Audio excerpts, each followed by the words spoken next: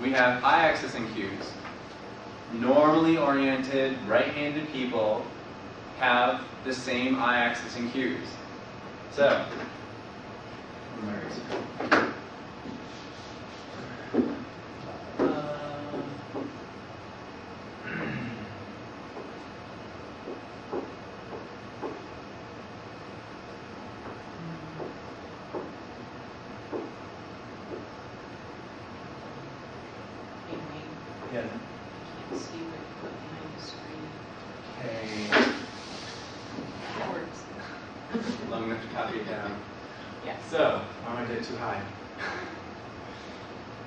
this is typically people, when they access information visually, they look up.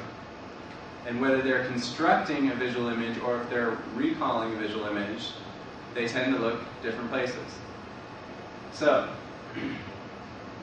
you ask me a question, we could find out whether they're oriented the same as a normally oriented right-handed person by asking some questions. Like, what was the color of your bedroom when you were growing up? And people typically will go, it was whatever. If you ask them, well, what would it have looked like if it had had zebra stripes and pink polka dots? And they'll go, ew. Or, what was the sound of the horn in your first car?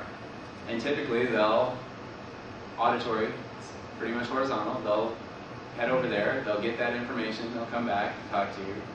Or, well, you know, have you ever imagined what it would sound like if elephants all talked like Mickey Mouse?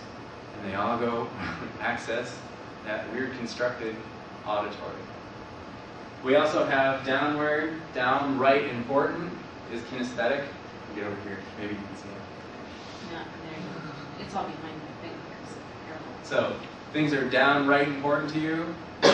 People tend to access that for kinesthetics, feelings, which may be actual sensations, but they're also, we throw in the emotion aspect there in the kinesthetic representational system. When they go down left, they're typically inside talking to themselves. So, internal dialogue. So, you can actually see what happens when you ask people questions. How'd you do in that last math test? They may go through a whole contortion of things, and the sequence that they do this is that structure that we were talking about earlier that you can change. They may make a picture of the test, of how badly they could have done on it, make a picture of, oh yeah, that was what was actually on the test, go in and feel bad about how they think they might have done, and then tell themselves that they did a really bad job. So you can have all these things going on. You could access, oh yeah, this is what I said to myself while I was taking the test. Or, this is what I could have said to myself while I was taking the test. So we have eye accessing cues. Questions, you have to be careful about what questions you ask. If they recently thought of this, if it's something that happens all the time, you don't have to go in and access it. If I ask you what color your car is, most of you can just tell me without going in and making a picture of your car and saying, oh yeah, it's this color. If I ask you what the design on the floor mats in your car are, you may have to go in and access that picture to decide, oh yeah, they're check marks, or it's just gray, or whatever. Highly emotional events, you know, what was the sound of your mother's voice? May or may not work, depending on what emotions they have tied to that event. If all they do is go in and say, the last time I heard my mother was on her deathbed, yeah, you may not get, you're probably going to get the feelings associated with that rather than getting the access into the auditory. So, we can always take a look at these things. The best place to get a good vision of what these look like is talk shows. Oh, they're beautiful. They frame them there, they ask them questions, and you can watch them. La la la. You do have to be a little careful because they could be just looking at, you know, things in the background, and you want to look at the guests because the host usually has some sort of teleprompter, their notes, you know, things like that. So we have all sorts of fun that happens with eye accessing cues. Some people are really blatant, you know, they're Betty Boop. Let's see. There are some people that are really subtle, and some people are really quick about it too. So they may actually access it in a blink. So they blink their eyes and go look at the pictures because they were told as a kid that making pictures is bad.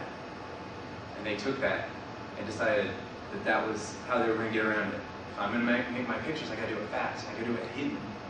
No, making pictures, everybody does it. So, the other fun trick that happens with eye access and cues is people who were raised that you have to maintain eye contact. A lot of executives do this. They will look at you, and to access that cue, they will move their head.